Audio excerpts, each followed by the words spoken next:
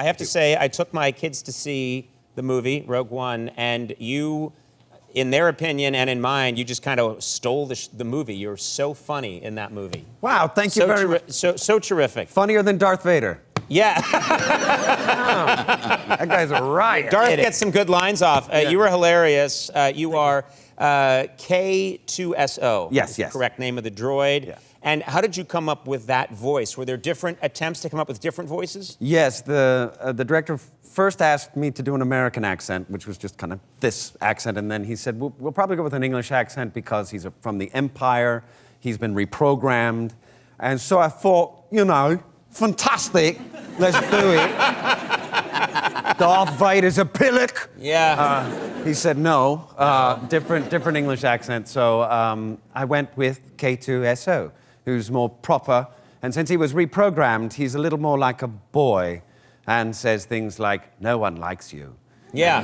No, what's great is he says what's ever on his mind, right. And very dry, witty, very dry, and my kids were howling the entire time. Every line of yours got a huge screams from them. Your character, the droid, is 7'1". Yes. So you had to be on stilts. Yes. Is that correct? Yes, yes. Special stilts, and then later on they were going to add your robot body. Right. In post, but in the meantime, on set, you were on stilts. Diego Luna, who's with you in so many of your scenes, said Diego. He was just here the other day, and he said it was really hard acting with Alan because I had to do scenes with him. Yes. And he said your groin was right there.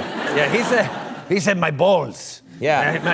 Alan's balls were right here in my face. So it was like That's a great Diego Luna, by the way. Yes, thank you very much. Alan. Hello, Andy. Now I know. Hello. Now I know what it's like to be Diego Luna. Yes. Oh, that hasn't been cleaned in years. Don't worry about I'm sorry. My mother's going to be so upset. We're not that kind of show. Okay, great. You probably cleaned it with your feet. So I would think you're on this set and you're on this big movie, but you've got to be on these stilts the whole time. That's got to get old at a certain point or awkward. Well, going to the bathroom, that was tough because you can see over the stalls as you walk in. So you just sort of stride in and it's like, hey, Andy, what's going on? Yeah. You play Tetris on the toilet, interesting. And then the urinal, again, even, you know. Right. The urinal. You're just, and everyone's there. Wow. I was gonna say, judging from your space work, you're a fireman. Congratulations. Thank you very much. Now, the great Anthony Daniels played C-3PO. Yes. I think we have a still from him on the set of the original Star Wars. Right. Did you get any advice from him about playing, an iconic Star Wars droid? I did. He came to the set while we were shooting, and I met him. I went up and met him and said I was a droid, and he knew of me. This is a small club. And it is cool. It's like your guys that played James Bond. There's only a couple of you. Yeah. That's fantastic. Yeah, BB-8's a drunk, so you can't really. So really, he and I. I've seen BB-8 be tossed out of clubs. Yeah. He just rolls away. Yeah. I loved his early work on Castaway. Just beautiful stuff. But C-3PO said, or Anthony Daniels went on about the suit that he had to wear, and that originally they put screws in my head. They closed it, and he had to be on this thing. And he said, "Wait a minute, are you wearing an actual robot costume, or are they doing it in motion capture?" And I said, "Motion capture." He said, "You shit." And then I saw him at the premiere. And I said, hello again, and I said, I'm gonna ask you for notes when this is over, so if you could please tell me how I did. And I saw him at the party afterwards, and he came up and said, you. And that's one of the best compliments I got. In kind of the C-3PO voice, yeah. You. What are you doing? You're upstaging me. Yeah. You've done so many great voices, so much voice work that people may not even be aware of here. In Frozen, you were the Duke of Weselton. Wesselton. Wesselton. Wesselton. Yeah. Not Weaseltown, Wesselton. Yes, yes. Do you ever have, when kids find out that you were that voice, because it's now become such a big voice and such an iconic character, do kids ask you to do it? Do they ask you for... They find out because I grab them. I don't grab them. Right, no. I learned that right off. Don't grab the children. Not good to grab them. The parents, quit grabbing my child.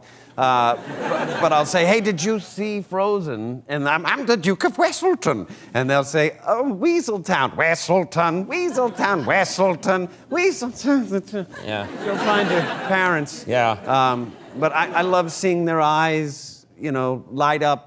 Or if they're too young, they get depressed because they feel like they've been cheated. Right. It wasn't real. It wasn't real. Yeah. Children. You were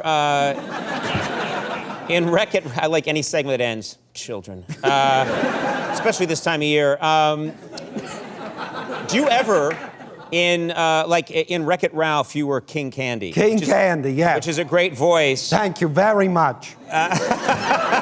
He was one of my favorites. No, he's such a fun character. Yes. So over the top, and Yes. I'm just curious, have you ever used that voice for other things, just to have fun with it?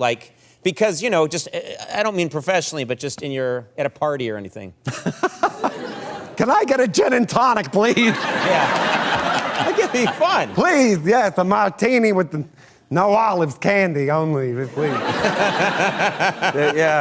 Yes. I was given backstage a couple of quotes from our president-elect, Donald Trump, that was asked if I would read one of these as King Candy.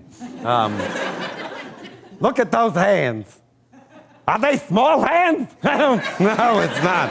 And he referred to my hands. If they're small, something else must be small. I'm talking, whoa.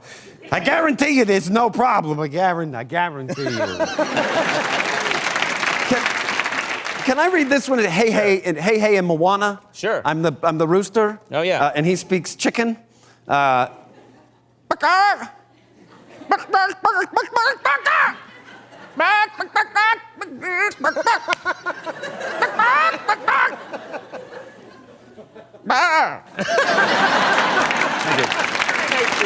you very much.